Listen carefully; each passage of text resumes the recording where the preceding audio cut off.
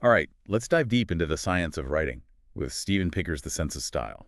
We're going to unpack his approach to crafting compelling prose and, it's for the 21st century and all that. Yeah, what I find really fascinating about Pinker's work is that he doesn't just rehash those old writing rules. Right. He Yeah. blends them, those classic style principles with insights from linguistics Okay. and even cognitive science. Wow. I remember this one time I was trying to explain the plot of Dune to a friend Oh, yeah.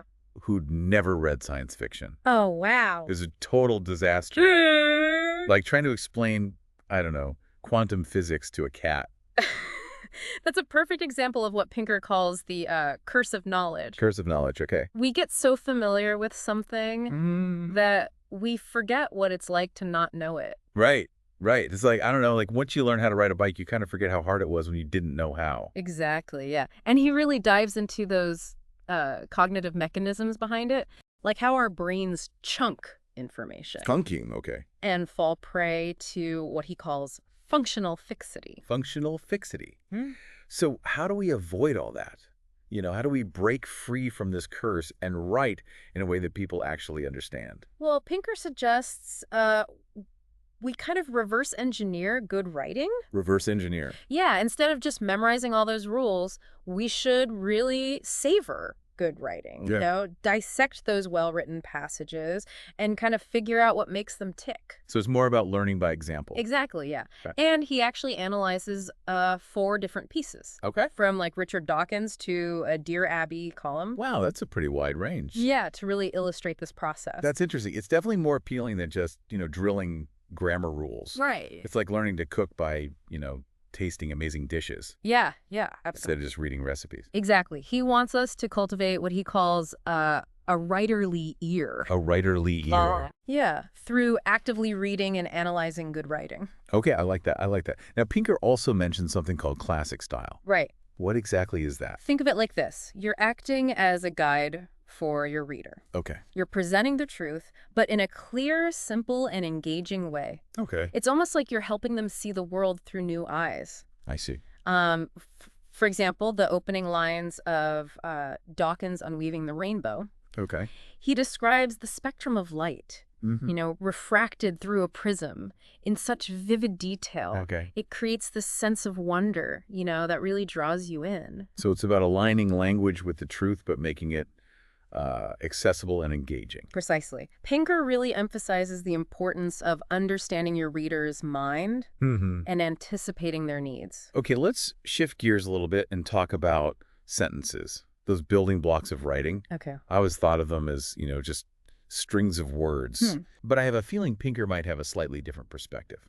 He definitely does. Yeah, he kind of reminds us that a sentence, it isn't just a string of words. Right. It's more like a hierarchical structure. Hierarchical. Yeah, with phrases embedded within phrases. Okay. Almost like, branches on a tree. Like a tree, okay. And understanding that structure is key to, avoiding those common writing errors Gotcha. and writing clearly. That makes sense. Yeah. So where does grammar fit into all of this? Well, Pinker sees grammar as the set of tools that we use Okay. to arrange those branches, to make sure that the meaning of the sentence is clear. Right. So it's all about clarity. That makes sense. But sometimes it feels like there's so many grammar rules out there. Yeah, It's hard to keep them all straight. it can be overwhelming. It really can. And Pinker actually tackles some of those hotly debated grammar rules, Oh, okay. and he shows how many of them are actually myths. For instance, he debunks the myth of the split infinitive. So like to boldly go is okay. Exactly. It turns out that rule is based on a misapplication of Latin grammar to English. Interesting. So it's not really a rule at all. I always felt a little rebellious when I split an infinitive. I think we all do. What about the whole between you and I thing? Yeah. That one always tricks me up. That's another common grammar myth. You have to remember that between is a preposition. Okay. And prepositions, they take the object form of pronouns. Okay. So it should always be between you and me. Between you and me. Okay. Got it. What other grammar myths does he debunk? Well, he talks about the like versus as controversy, Oh, right. which, believe it or not, caused a huge uproar back in the 1960s. Really? I had no idea. Yeah, because of a Winston cigarette ad. Wow. Pinker points out that has been used to introduce clauses for centuries Okay. by skilled writers. So it's not incorrect. Not at all. It seems like a lot of these so-called grammar rules are more about personal preference Right. than, actual errors. I guess that makes sense. He encourages us to, consult those reputable dictionaries and usage guides to really cut through the folklore Okay. and focus on clarity and effective communication. Clarity and effective communication, right? Yeah. Okay, we've talked about sentences, we've talked about grammar. Right. But what about punctuation?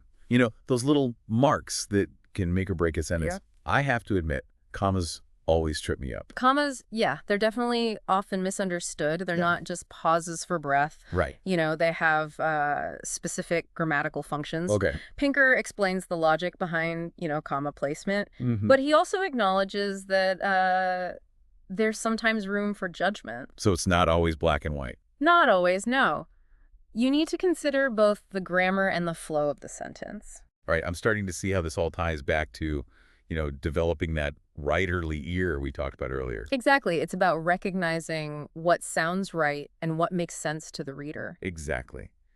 And speaking of things that don't always make sense to the reader, Pinker talks about some common punctuation errors. Oh, yeah, like what? Like confusing the possessive apostrophe with the contraction apostrophe. Oh, right, like writing it's when you mean it's. Exactly. Yeah, he also criticizes the overuse of what he calls scare quotes. Scare quotes, okay. Using quotation marks for emphasis. Oh, I see those everywhere. Yeah. It's like people are afraid to, commit to their own words. Exactly. Pinker really advocates for clarity Mm-hmm. and directness in writing.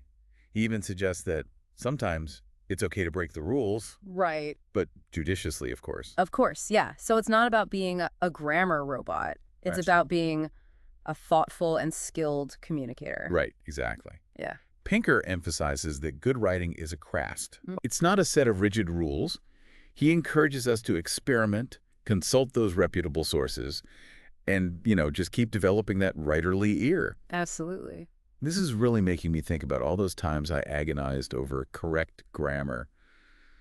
What about those tricky homophones? Homophones, yeah. Words that sound the same but have different meanings. Oh, right, like affect and effect. Yes, those always trip me up. Yeah, those are the bane of spell checkers. They really are. Pinker actually provides a really helpful list of those common homophones Okay. that writers often mix up. Like you said, affect versus effect. Right. What else? Principle versus principle. Okay. And even stationary versus stationary. Oh, yeah, I've definitely messed those up a few times. That we all have. He offers clear explanations of their different meanings. Okay. And he even gives examples Okay. to help us remember them. It's like having a mini dictionary and style guide all rolled into one. Exactly. Right. And it reminds us that good writing is about precision, not just in grammar, but also in word choice and punctuation. Precision. Okay. It's crucial for, clear communication. I'm really starting to see how all these pieces fit together. Mm. Before we wrap up our deep dive into Pinker's The Sense of Style, I have to ask, what's his ultimate takeaway? What does he want us to remember about the science of writing? Pinker's main point is that good writing, it's not about, blindly following rules. Okay. It's more about understanding how our brains actually process language when we read. Right, right. And then using that knowledge to write clearly. So it's less about being a grammar stickler Exactly. and more about connecting with your reader, right? Exactly. He reminds us that writing is, it's all about communication. Mm-hmm. It's about getting your ideas across in a way that's clear and compelling. And he also makes the point that even the most accomplished writers, they had to work at it. Oh, absolutely. It's a skill you develop over time. It is. It is. And he really encourages us, to read good writing, to write ourselves, and to experiment. Mm-hmm. Mm-hmm. He even suggests we might discover, some new writing techniques that would make even him a little envious. Huh. Now that's a challenge. I'm definitely feeling inspired to, level up my writing after all this. What about you? What's your journey with writing been like? I found that one of the most valuable things is feedback. Oh, yeah. Having someone else read my work, especially someone who, really understands language. Right. It's been so helpful. It helps me see those blind spots and those areas I can improve. I totally agree. Feedback has helped me become a more confident writer, and I think more willing to, experiment, try new things. Mhm. Because ultimately, isn't that what it's all about? Finding your own voice and expressing yourself in a way that's authentic, engaging. You nailed it. So keep those words flowing and, never stop exploring this amazing world of language.